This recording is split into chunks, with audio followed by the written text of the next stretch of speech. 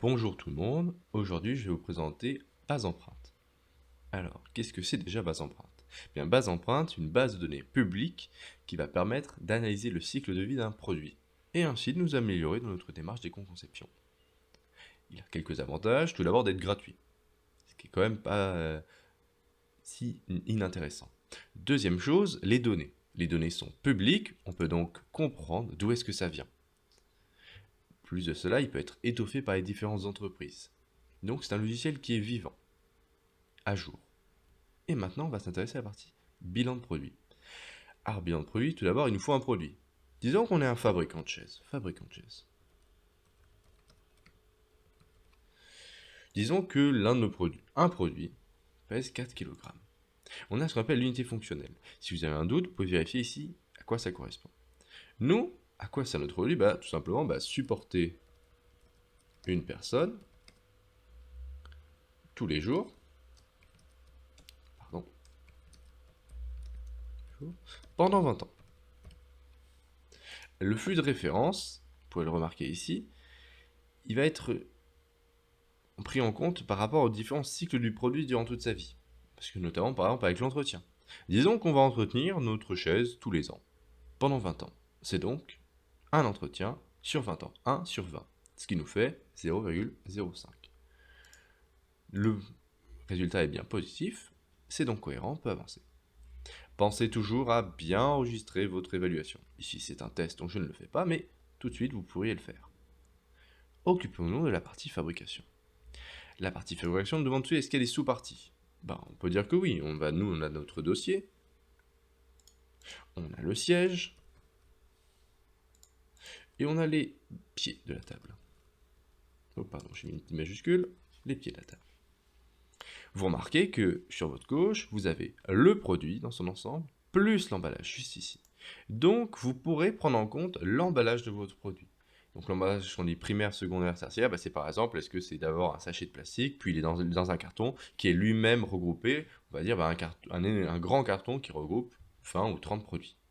Donc ça c'est intéressant, c'est est-ce que l'emballage, à l'ère maintenant quand même toujours dans la surconsommation, est-ce qu'on ne pourrait pas le réduire? Notamment là, actuellement sur le débat sur les emballages qui sont souvent avec des produits quasiment vides, les chips par exemple, est-ce qu'on a vraiment besoin d'emballages si gros que ça?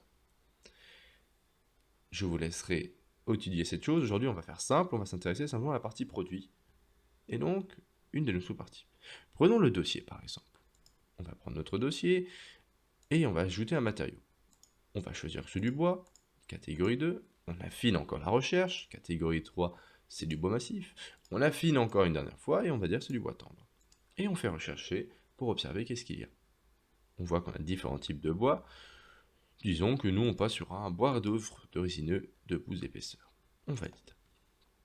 La quantité qu'il nous faut pour faire le dossier, disons qu'il nous faut 1,5 kg.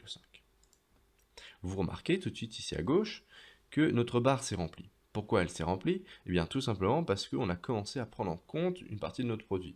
Le but étant qu'à la fin, si on a bien pris toutes les différentes parties, notre produit est égal à 100%. On a dit à la base le produit est de 4 kg, donc si on additionne la masse de tous nos sous-assemblages, on est censé atteindre 4 kg.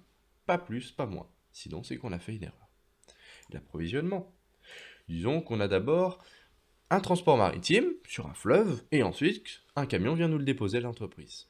C'est ce qu'on va ici faire. Ce qu'on va faire ici. On va prendre fluvial. On va déjà regarder ce qu'il nous propose. Et là, on voit que il nous propose différents types de transport. On va dire qu'on a un automoteur, juste ici, et qu'il va faire 250 km de trajet. Par la suite, un camion va le récupérer, notre produit. Et on va prendre donc du routier. On va regarder déjà ce qu'il nous propose. Et on va dire qu'il va faire, allez, 53 km de route pour arriver jusqu'à notre entreprise. On va pouvoir s'intéresser aussi à la partie mise en forme. Donc pareil, notre produit, c'est du bois. On a dit que c'était du bois massif. On a dit que c'est du bois tendre. Et on va pouvoir prendre en compte le bois d'œuvre, comme tout à l'heure. On pourrait faire ça pour le reste de nos produits. Sous-assemblage 2, sous-assemblage 3. Mais c'est pas ce qu'on va faire, on va essayer de gagner un peu de temps. Disons que c'est fait, on revient à notre produit. On a vu la partie fabrication globale, et maintenant c'est la partie distribution. Il va peut-être falloir le stocker, ce produit. Alors bien sûr, comme vous avez remarqué ici, étant donné que j'ai pas pris tout en compte, l'emballage notamment, bah forcément il ne peut pas me permettre de les remplir. On pourrait aussi notamment s'intéresser à la transport entre production et entrepôt. Disons que simplement on va regarder le stockage de notre produit. Bah, ça va consommer de l'électricité.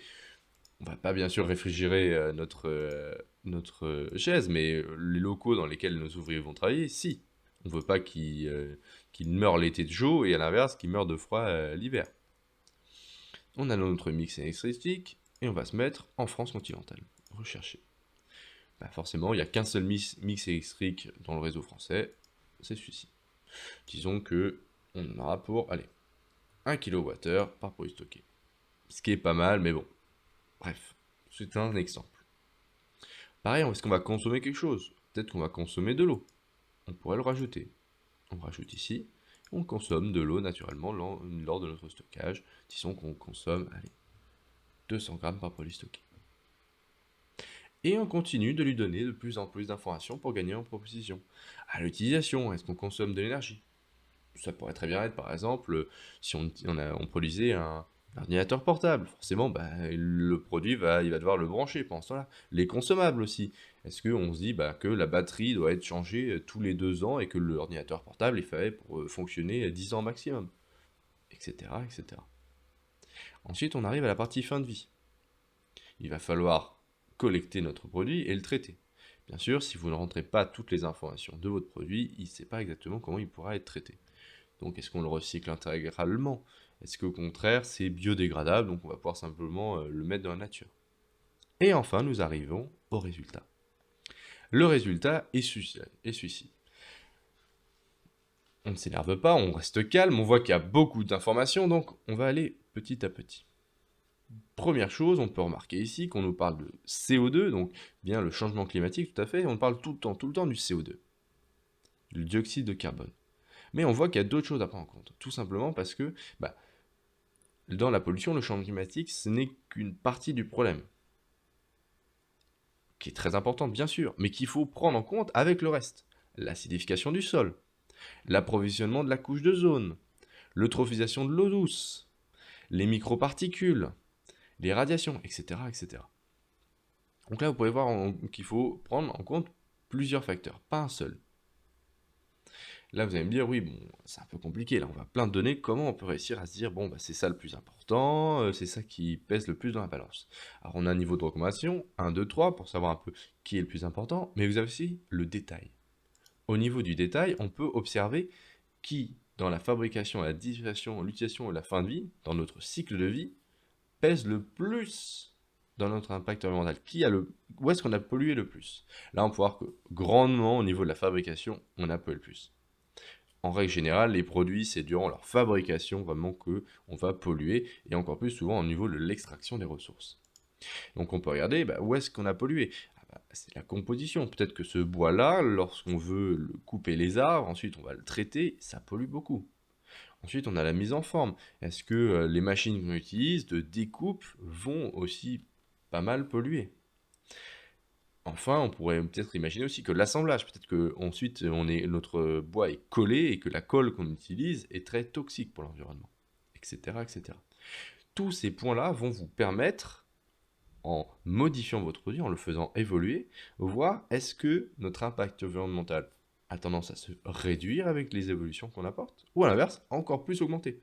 Peut-être qu'une nouvelle technologie qui rend vraiment mieux service aux clients, parce que c'est comme le but, on fait un produit pour qu'il se vende, et donc on fait un produit pour qu'il résout un problème pour un client. Peut-être qu'une nouvelle technologie est encore meilleure pour le client, mais à l'inverse, néfaste largement plus pour le climat et l'environnement. Donc voilà, c'est une manière d'équilibrer. Il n'y a pas de produit 100% écologique et qui répondrait parfaitement à un client.